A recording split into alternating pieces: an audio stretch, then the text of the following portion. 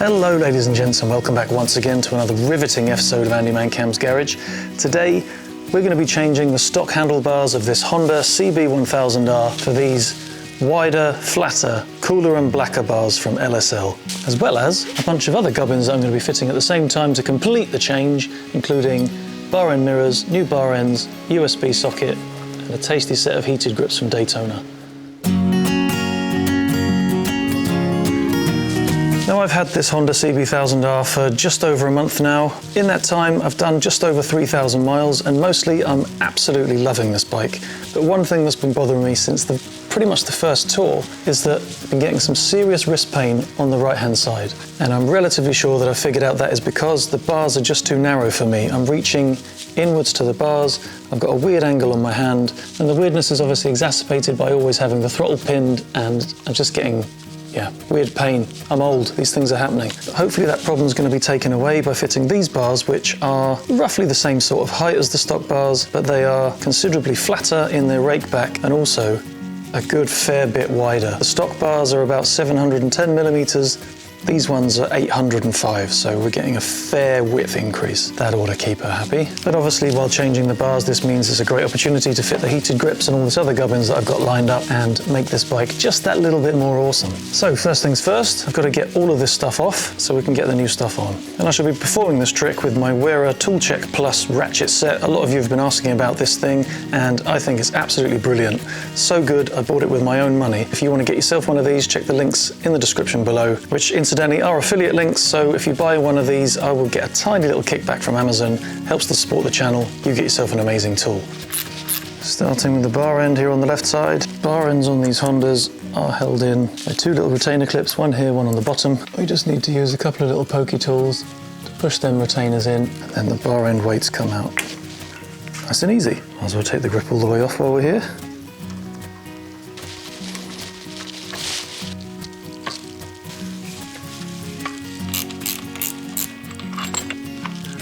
I'm actually going to put this straight back together because these bolts on the clutch lever are different lengths and I'm guaranteed to forget which is which, although looking at it is actually pretty obvious, isn't it? Top one's going to be longer, but in any case, keeps the bolts out of the way as well.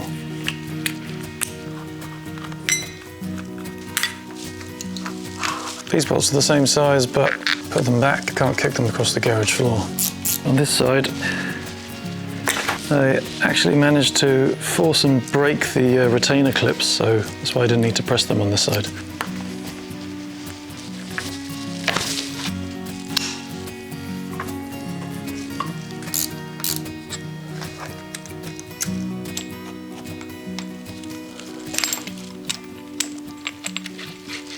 Okay, with all of that stuff off, I mean obviously the throttle grip is still on there, but we need to take the bars off, or we can take that off because it can't go any further.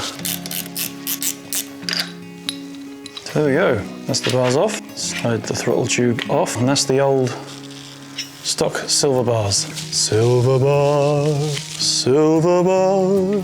And as we can see, if I lay them down together, got a much shallower angle on the rake of the LSL bars, a lot more width, height-wise, roughly about the same. But let's get these on the bike and see if they make my dreams come true. That is pretty much in the middle. Position looks all right, I think. Very flat. Yeah, I think that feels about right. Wrist feels nice and natural. Yeah, I think that's much, much better. But of course, there is one problem. I forgot to put that on, so I guess we'll be undoing that again.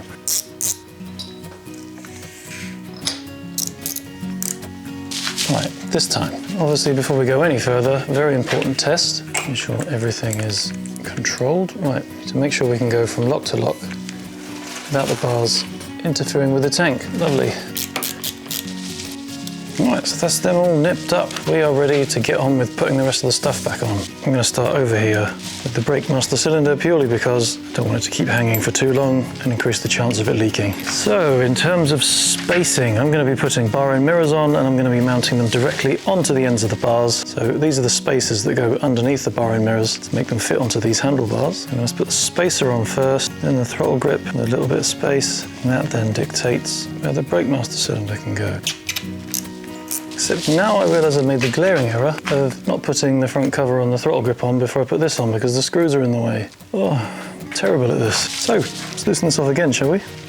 But before we can put this on, we need to tighten this up. And this is where it actually gets a little bit interesting, because in here, there is actually a little protrusion on this clip, which is supposed to go into a hole in the handlebars. I'm not going to drill that hole because that's going to work perfectly just as a little clamp. And just by tightening it down onto the bars, it's going to hold everything solid. There you go, that is solid, because this is just pinching into the aluminium very slightly. Also means if I ever did want to drill a hole, I've got a perfect marking of where that hole should be now. So now I can put on the brake master cylinder.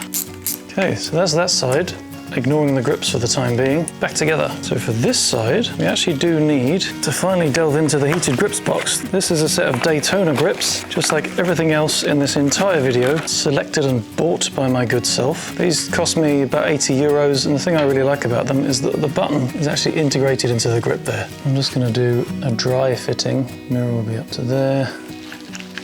Ah yes, I almost forgot. On this side, there is no internal clamp. There's actually just a protrusion in the moulding there. So really, I ought to drill these bars, but I don't really want to be honest. So what I'm actually going to do, because this protrusion actually only goes into the bar by a couple of millimeters, I'm just going to file it back a bit so that it can still clamp onto the bar, but all of the housing can close completely. Let's see if I've made enough clearance for that to close completely and still clamp. There we go. Position looks good. And with that done up tight, that is plenty solid enough. Marvellous. So last but not least, clutch lever. Sure we're not fouling on the switchgear. I think that's good. Clutch lever done. Right, so aside from the grips, that's everything fitted and hopefully pretty much in the right position. So obviously, if all you're interested in is the handlebar part of this video, you would just stick your original grips on, put your mirrors on, stick your bar ends on, and you'd be finished. But I'm going to get on now, fit the heated grips to the bike, because winter is coming. And the real question is here, do I need to put any adhesive on this? Because this anodized finish is quite rough. These have got little finny type things in there, which does mean at the very least I suppose I could probably squirt some glue in afterwards if it doesn't stay fixed. That's pretty solid, to be honest. I don't think that's going to go anywhere. That's a nice looking grip, isn't it? I like that. The little button switch in the rubber. Very nice. No need to put a box anywhere so I can keep everything looking nice and clean and tidy. So then round to the other side, and this is going to be a bit more interesting because the throttle grip actually has a flange or a shoulder, whatever you want to call it. Obviously flange is more exciting, which the original throttle grip rubber has a mating groove for. Now obviously the Daytona grips don't have that, so either I'm going to have a gap, maybe going to have to file that flange off, which again is a bit more destructive than I'd like. If I went up to that shoulder, the grip's hanging off of the end of the tube quite a long way. I think that's going to have to come off. Bugger. Right, I'm going to file this off carefully as possible. I will catch you in a second when it's finished. Okay, so that is filed off pretty much as I think it needs to be. I actually protected the switchgear with a bit of PVC tape just to make sure I didn't scratch it up. So I did a little test fitting with this. It slides on just great. I've left it slightly protruding just to give it a little bit of grip, but the grip does slide around, so we're going to need some glue on this one. So here I have the only super glue I could find, which is completely glued up and dried up in the nozzle. So I've pricked a little hole in the side. I use that to eject some glue into the... Oh no, that's gone hard as well. Well, back to the drawing board on that. I'm going to have to go and find some super glue somewhere. Well then, with a quick trip to the corner shop, and we've got some super glue. The show can go on. A splurge of glue all over this. The lid on properly this time so it doesn't dry up. Grip onto the throttle tube. Oh, we have some glue drippage here. That is not allowed. And the glue's gone hard already. Brilliant. Absolutely brilliant. So now I'm going to push the grip on about halfway. Put a bit of glue on for the last little section. It doesn't really need to be on the whole thing. The grip is as far along as it needs to be. And here we go. That has gone solid already. So now we need to wire them up. Simply put, plug in the socket from the left and the right grip, connect together, and then these two bits connect to this cable, which then in turn connects up to the power somewhere. So first of all, we can tidy up the cables at the grips themselves. In the kit, we've got a couple of little cable ties, but I'm actually going to use my even littler cable ties for a slightly neater look. Cable ties for the win. Okay, so first step, what I'm going to do is actually hijack this clip that's already on the handlebars here, tuck that in there.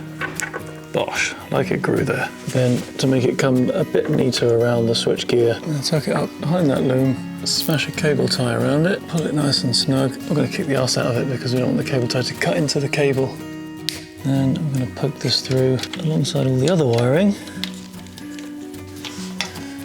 It then comes back here, and we'll do the same on the other side. Hijack this clip to start, tuck that in there. Bosh. And then making sure that the throttle grip can still rotate. Stick a baby cable tie on there, just to keep things tidy. Stick a little cable tie on that to keep it tidy. So now we've got a cable on either side. The question is, how long is this? Do I need to follow this under the tank, or is this going to reach to the back end? I think if we don't have too much back and forth, that should be long enough. What I'm going to do in that case is to tuck this cable, using the force, around the headstock of the bike. So now we've got these two cables in the same area, so if I just connect those together, we can theoretically put that in there so the cable is out of the way, clip this up neatly, and then carry on with the power to the back. But I think it's going to be easier to take this panel off to begin with. I'm using a little poker, poke the middle in on these little clips. Same again on the other side, poke in the middle till it clicks. The panel should now theoretically come loose. There we go. Okay, so now I can see a little bit better into the depths of the bike. But first of all, I'm going to connect the main power leads up to our little sub-loom here. Black to black, red to red. I'm going to have this follow this brake line, little cable tie there. And I'm going to attempt to send all of this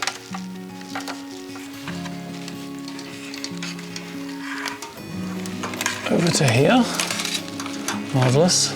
So we'll put it all through to begin with. And as far as I can see, everything there is away from the hot engine, away from any hot parts. Now, obviously, all of this would be made much easier if I just took the tank off, but I'm being a bit pig-headed about that. So now I'm going to attempt some keyhole surgery to get a cable around this. Right, so that cable is fixed in there. That can't go anywhere. Bars can rotate without any trouble. We come back to this back end, and there's a bunch of other cables and stuff coming down there. So what I'm going to try and do is loop a cable tie around one of them. Lasso those wires into that, and then once I've pulled that tight, I'm going to have to take the seat off to figure out where to go from here. 2 bolts at the back, and then the driver's seat comes off. And just as I'd hoped, if I can fish this through this gap here, I should be able to pull that through into the space right there. Gosh. Does of course mean that the fuse is very awkwardly located, but still, we're in the right area, because now it comes to wiring it up. We would ordinarily wire the black one straight onto the battery or onto some earthed point of the bike, somewhere on the frame perhaps, and then the red one we would connect to a switched ignition feed, which means that the heated grips would only get power when the bike is turned on. Because if we put it straight onto the battery and I forgot to ever turn it off, it would drain the battery completely flat. But we're not going to do that, because I've already been in here earlier today and fitted the Healtech Thunderbox, which provides me with 8 different channels of power, adding up to a total of 32 amps, all switched automatically when the bike turns on and off. I haven't made a video of me installing it on this bike because it's basically exactly the same as the installation I did on the FZ1, so if you want to see the video of me installing the Thunderbox onto the FZ1, check the link up in the top right. But here now, for our purposes, all I need to do, first of all, neatly tuck this wire around those brake lines, and then I connect the black cable into one of the empty slots and one of these connectors here, clip it shut. That's now connected, and then I connect the red cable into one of the green connectors, and that's now connected with an ignition switched feed. So the heated grips will only get power when the engine of the bike is on. When I switch the engine of the bike off, the heated grips will automatically switch off. So I can neatly tuck all of that back into this very handy little cubby hole here. These heated grips are now connected, so let's have a quick test. If I quickly turn on the bike, engine still isn't on, so still no power to the grips. If I actually start it up.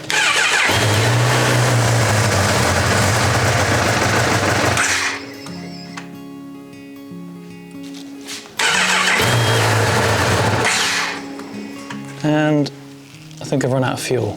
Bugger. Okay, well, no testing at this point. I'm going to carry on. We'll test at the end when I've put some more petrol in it. I'm putting these little clippies back on. What we need to do is push the middle bit right back through so it sticks out. Line the whole thing up in the hole, push the middle until it clicks. That's now locked.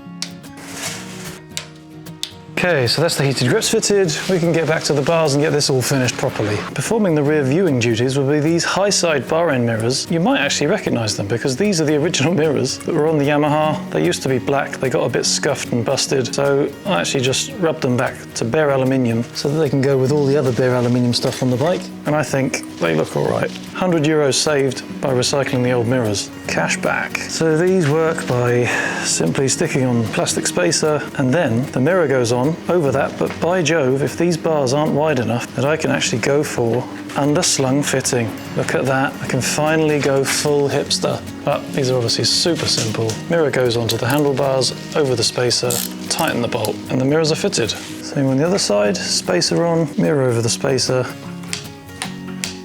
You know what, second thoughts, I'm seeing mostly arm in that mirror, and I don't even mean reflected, I mean I'm having to look through my arm to see what's in the mirror, so I'm just going to go with them on the top.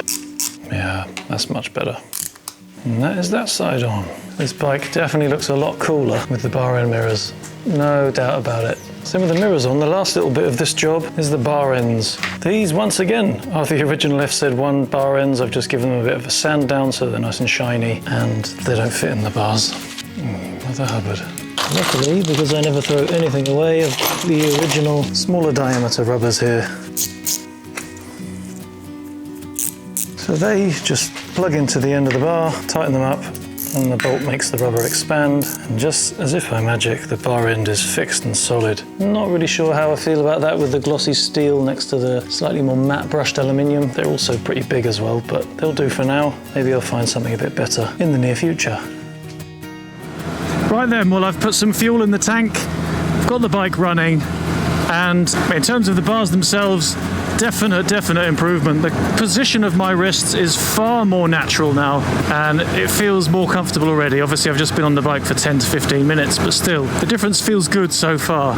I can also confirm that if I hold down the button on the heated grips, you won't be able to see this because there's a tiny little light in there, but the red light has come on now. That's now flashing red, which means that we're in the quick heat phase, which very quickly jams some warmth into both grips. But having tested it a bit on the motorway already, I am sad to report that the left grip heats up considerably slower than the right. It does seem that it gets there, but it's a hell of a lot slower. It takes about a minute for the right grip to get up to full temperature. The left, well, after about 5 minutes, I'd say it was probably on what felt about 70% as hot as the right grip. But in any case, there is warmth coming out of both sides of the handlebars now, so that's a plus. I also rather sneakily fitted a USB socket here, but that's not rocket science. So basically wired it in exactly the same way as the grips into the Healtech Thunderbox under the seat, and so that now also switches on and off when the bike switches on and off. I do think these bars, they have caused the riding position to become a little bit more aggressive. I'm definitely leaning forwards more